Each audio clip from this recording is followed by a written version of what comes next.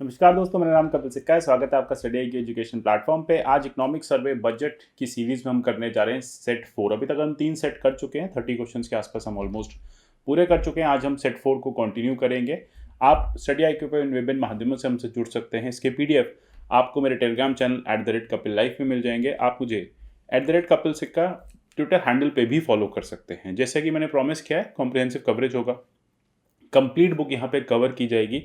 सारे important doubts जो हैं वो भी आपके विद डिटेल एक्सप्लेनेशन क्लियर किए जाएंगे। तो चलिए शुरू करते हैं सेट 4 को। चलते हैं क्वेश्चन 31 की तरफ। क्वेश्चन कहता है, विद रिगार्ड टू प्रधानमंत्री national dialysis programme consider the following statements.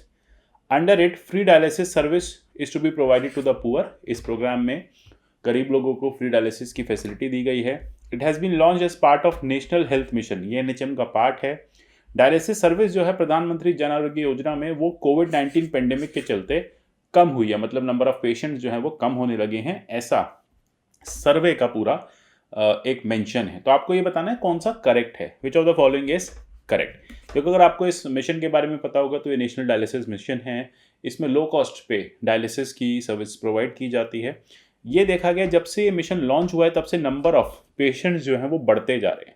तो 1 और 2 आर करेक्ट, यानी 20 का करेक्ट होगा। 3 जो है वो रॉन्ग आंसर है। तो प्रधानमंत्री नेशनल डायलिसिस प्रोग्राम 2016 में रोल आउट किया गया था। ये नेशनल हेल्थ मिशन का पार्ट है। फ्री डायलिसिस सर्विस दी जा रही है पुअर के लिए।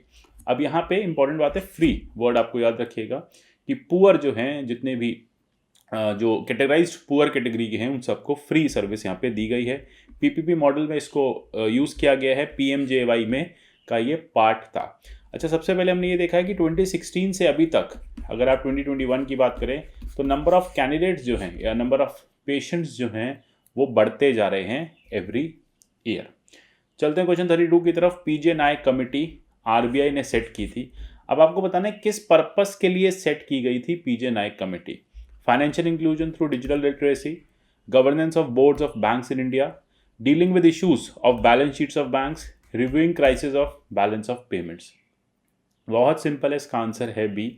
देखो, PJ नायक कमेटी को committee to review governance of board of bank के नाम से भी जाना जाता है। तो अगर आपको नाम पता होता तो आपको आंसर मिल जाता। अब इसको क्यों सेट किया गया था? इसको सेट किया गया था जिससे कि बैंक्स को बेटर किया जा सके। देखो, हमने देखा है कि जितने भी NPS के प्रॉब्लम हैं, जितने भी बैंकिंग फेलियर के प्रॉब्लम है, उसमें एक बहुत बड़ा रीज़न बैंक के फंक्शनिंग को देखा गया है। उसमें ये देखा गया है जो बैंक के मेंबर्स हैं, जो बैंक के एम्प्लॉयज़ हैं, वो ठीक से फंक्शन नहीं कर रहे हैं, ठीक से काम नहीं कर रहे हैं। इसकी वजह से बैंकिंग सेक्टर को बहुत ज़्यादा लॉसेज हो रहे हैं। तो इसी के चलते इन्होंने एक अपनी रिपोर्ट भी सबमिट की थी कि एवरग्रीनिंग ऑफ लोन्स की जो प्रॉब्लम थी, NPA के क्लासिफिकेशन की जो प्रॉब्लम थी, अंडर कैपिटलाइजेशन की जो प्रॉब्लम थी, ये सब कैसे रिजॉल्व हो सके और हमारा जो बैंकिंग सेक्टर है वो कैसे बेटर परफॉर्म कर सके। चलते हैं क्वेश्चन 33 की तरफ। Economic survey 2020-2021 talks about early resolvers and late resolvers. एक टर्म यूज़ की गई है, अर्ली रिजॉल्वर्स और लेट रिजॉल्वर्स। बहुत सिंपल है, टर्म किसके लिए यूज़ की गई है आपको ये बताना है। NPS के लिए, फ्यूगिटिव इकोनॉमिक ऑफेंडर्स, जो इकोनॉमिक ऑफेंस करके भाग जाते हैं लोग, जैसे Vijay Mallya. Bilateral multilateral trade disputes, none of the above. आपको बताना है कौन सा इसमें से टर्म है वो अर्ली रिजॉल्वर्स, लेट रिजॉल्वर्स उसके लिए यूज़ किया गया। देखो, बहुत सिंपल है। अगर आप इसको सॉल्व करना चाहें तो हम बात करेंगे NPS की, नॉन परफॉर्मिंग एसेट्स की। यहाँ पे क्लासिफिकेशन दिया गया सर्वे में, ये कहा गया कुछ कंट्रीज़ ने NPA की प्रॉब्लम को बहुत जल्दी रिजॉल्व कर लिया। जैसे ही 2008 की क्राइसिस आई थी, वहीं पे ये प्रॉब्लम को सॉल्व कर लिया गया।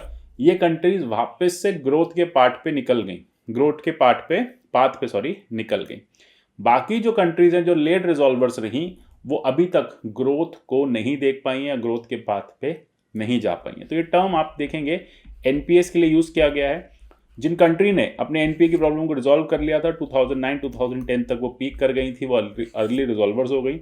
बाकी जो कंट्री हैं जो अभी तक इस प्रॉब्लम से जूझ रही हैं, वो लेट रिजॉल्वर्स बनी। चलते हैं क्वेश्चन 34 की तरफ। एक टर्म यूज़ किया गया, ज़ॉम्बी फर्म्स। अब ये ज़ॉम्बी फर्म्स क्या होता है, ये सर्वे में बताया गया है। आपको बताना है कौन सा स्टेटमेंट करेक्ट है। ज़ॉम्बी फर्म्स वो फर्म होती हैं जो अनप्रोडक्टिव होती हैं, कुछ खास काम नहीं आती, ठीक है, और उनके जो रेशियो हैं फर्म के प्रॉफिट के, वो टोटल इंटरेस्ट एक्सपेंस से काफ़ी कम होते हैं। मतलब जितनी देनदारी होती है फर्म पे, जितना उनको पैसा EMI में देना होता है, उससे कम उनके प्रॉफिट्स होते हैं। अब आप खुद सोचिए कि अगर आपके जो सेविंग्स हैं या आपकी इनकम 100 रुपये है और आपको बैंक को 200 रुपये लोन का रीपेमेंट करना है, तो फिर आपकी हालत कैसी होगी, वही बात यहाँ पे की जा रही है। अच्छा, इसमें सेकंड टर्म स्टेटमेंट ये कहता है firm with interest coverage ratio lower are categorised as zombies, यानी जिनका इंटरेस्ट कवरेज कम होता है वो ज़ॉम्बी फर्म्स कही जाती हैं। तो यहाँ पे स्टेटमेंट अगर आप देखेंगे तो 1 और 2 दोनों ही करेक्ट हैं।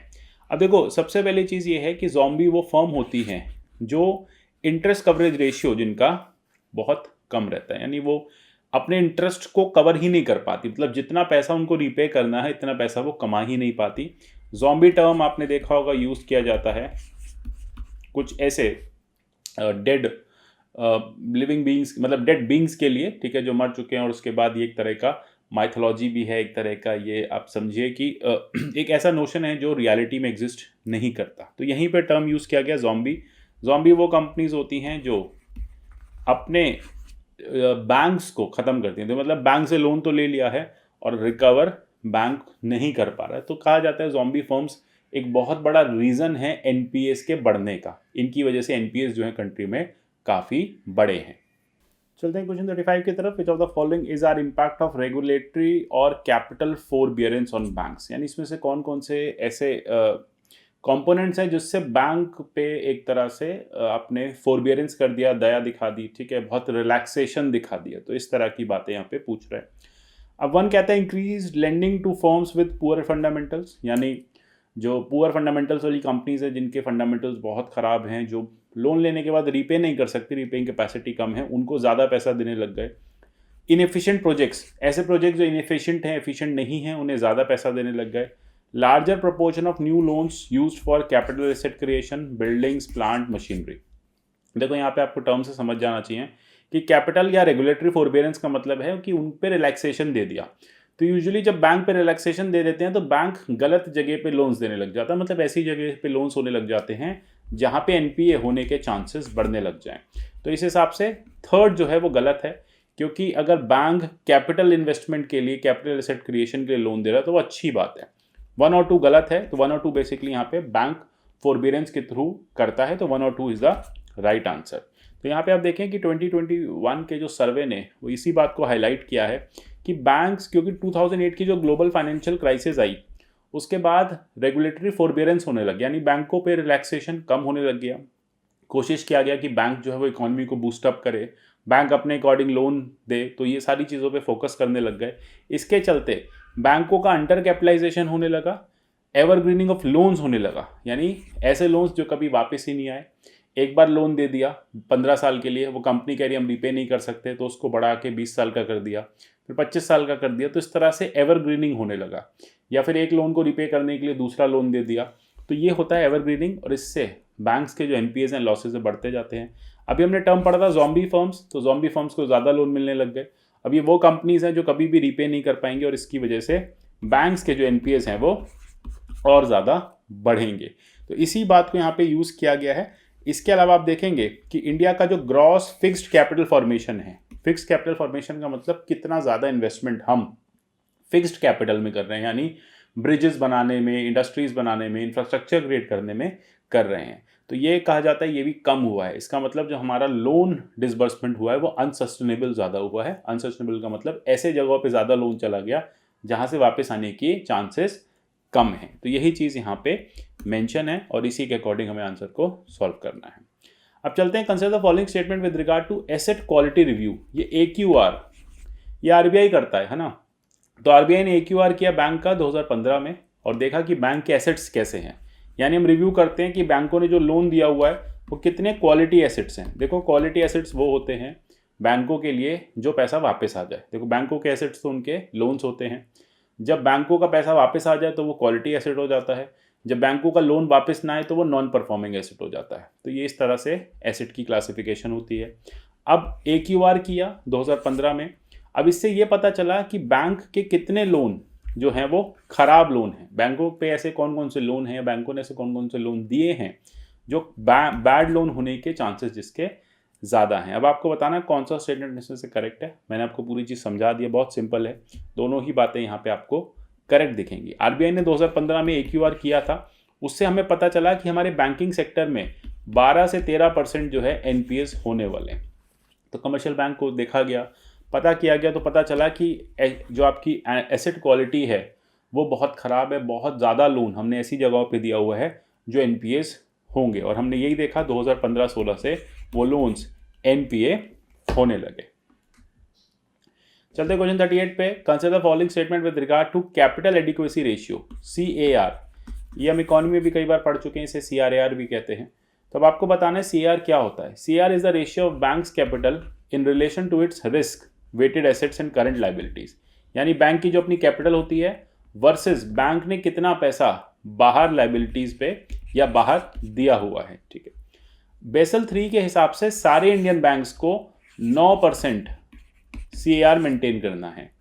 It is decided by CAR। कौन डिसाइड करता है? सेंट्रल बैंक डिसाइड करता है, बैंक रेगुलेटर्स डिसाइड करते हैं, to prevent commercial banks from taking excess leverage and becoming insolvent in the process. मतलब देखो, बैंकों ने जो पैसा लोन पे दिया हुआ है उसके बदले में कुछ पैसा बैंक को अपने पास रिजर्व में रखना पड़ेगा कि अगर वो लोन डिफॉल्ट हो जाए तो बैंकों के पास इतनी जमा पूंजी हो कि वो डिफॉल्टेड लोन के बदले का जो लॉस है वो भरपाई कर पाए। तो यही बेसिकली बेसल तो ये कहता है कि 9% होना चाहिए अक्रॉस द वर्ल्ड, लेकिन हर सेंट्रल बैंक अपने बैंक के हिसाब से इसको डिसाइड करता है। तो यहाँ पे 1 ठीक है, 3 ठीक है, लेकिन इंडिया में CAR कितना होगा ये आरबीआई ने डिसाइड किया है। आरबीआई ने कहा है जो प्राइवेट बैंक्स हैं वो 9% CRAR रखें, SBI जैसे बड़े बैंक जो हैं या सरकारी बैंक जो हैं वो 12% CRAR रखें। ठीक है, तो ये चीज़ इंपॉर्टेंट हो जाती है, ये हमें ध्यान रखने वाली बात है। इसका अगर हम फॉर्मूला देखें तो कैपिटल एडिक्वेसी रेशियो में Tier 1 Tier 2, अभी Tier 3 कैपिटल को नहीं यूज़ किया जाता, and divide by capital funds and risk weighted ratios. चलते हैं क्वेश्चन 38 की तरफ। ग्लोबल इनोवेशन इंडेक्स में इंडिया ने कहाँ पे बेटर परफॉर्म किया है? ये 4 फीचर्स में से किस में इंडिया बेटर परफॉर्म किया है? देखो, ये सर्वे में दिया हुआ था कि इंडिया ने नॉलेज एंड टेक्नोलॉजी आउटपुट में बेटर परफॉर्म किया है। तो इंडिया जो है 50 इनोवेटिंग कंट्रीज की लिस्ट में आ गया है वर्ल्ड में। ग्लोबल इनोवेशन इंडेक्स में पहले 81 रैंक थी 2015 में, अब इंडिया 48 पे आ गया। तो इंपॉर्टेंट बात यह है कि ग्लोबल इनोवेशन इंडेक्स में हम 48 रैंक पे आ गए हैं, टॉप 50 में आ चुके हैं। इंडिया की रैंक बहुत अच्छी रही है नॉलेज एंड टेक्नोलॉजी आउटपुट में, बाकियों में भी इंडिया बेटर रहा है लेकिन सबसे अच्छी इसमें रही है। Market sophistication, business sophistication, human capital, institutions, creative output और इंफ्रास्ट्रक्चर, इस तरह से रैंकिंग होती है। अब ये कौन पब्लिश करता है? इसको पब्लिश करती है कॉर्नेल यूनिवर्सिटी, इनसीड और वाइपो, world intellectual property organization, UN की एक ये स्पेशलाइज एजेंसी है। तो ये मिलके पब्लिश करते हैं। अब आपको ये बातें पता होनी चाहिए कि इंडिया ने बेटर किया है नॉलेज एंड टेक्नोलॉजी आउटपुट में, और इंडिया की 48th ओवरऑल रैंक है। वाइपो, कॉर्नेल यूनिवर्सिटी और इनसीड मिलके इस GII को पब्लिश करती है। चलते हैं क्वेश्चन 39 की तरफ। Consider the following statement with regard to gross expenditure on R&D। Research and development पे सरकार कितना एक्सपेंडिचर करती है उसके बारे में सर्वे में मेंशन है। टर्म इसको हम कहते हैं ग्रेड, GRED। अब इंडिया का जो ग्रॉस एक्सपेंडिचर R&D पे वो 1% से कम है GDP का। ये बहुत कम है सेंटर के कंट्रीब्यूशन के, ये बहुत कम रहता है क्योंकि सेंटर बहुत कम कंट्रीब्यूशन करती है GRED पे। देखो, 1% से कम अगर हम कर रहे हैं तो पहली बात तो वो बहुत ख़राब नहीं है, क्योंकि हम बाकी सेक्टर्स में भी 3-4% ही ओवरऑल GDP का इस तरह से ही जो आपका इन्वेस्टमेंट है होता है। लेकिन हाँ, इंडिया का जो है वो 0.65% है GDP का R&D पे, जो वेस्टर्न कंट्रीज़ के कंपैरिजन, डेवलप कंट्रीज़ के कंपैरिजन कम है। लेकिन हाँ, इंडिया के कंपैरिजन बहुत ज़्यादा है, इंडिया के हिसाब से बहुत ज़्यादा है खुद के हिसाब से। तो हम 0.65% R&D पे डालते हैं। यूजुअली जो डेवलप कंट्रीज़ हैं वो 1.5 से 3% अपनी GDP का research and development, science and technology में रखती हैं। तो एक ये कहीं पे आप मेंशन भी कर सकते हैं मेंस में भी कि इंडिया अपने GRED के इन्वेस्टमेंट को, या GRED पे जो इंडिया जो इन्वेस्टमेंट कर रहा है उसको बढ़ाए, तभी हम रिसर्च एंड डेवलपमेंट और साइंस एंड टेक्नोलॉजी में आगे बढ़ पाएंगे।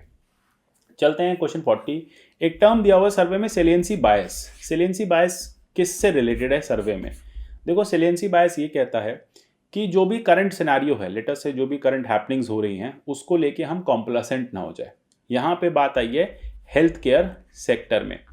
अब ये हो सकता है कि सरकारों को ये बात समझ में आ गई कि इस बार जो पेंडेमिक आ गया वो आ गया, दोबारा ऐसा पेंडेमिक नहीं आएगा।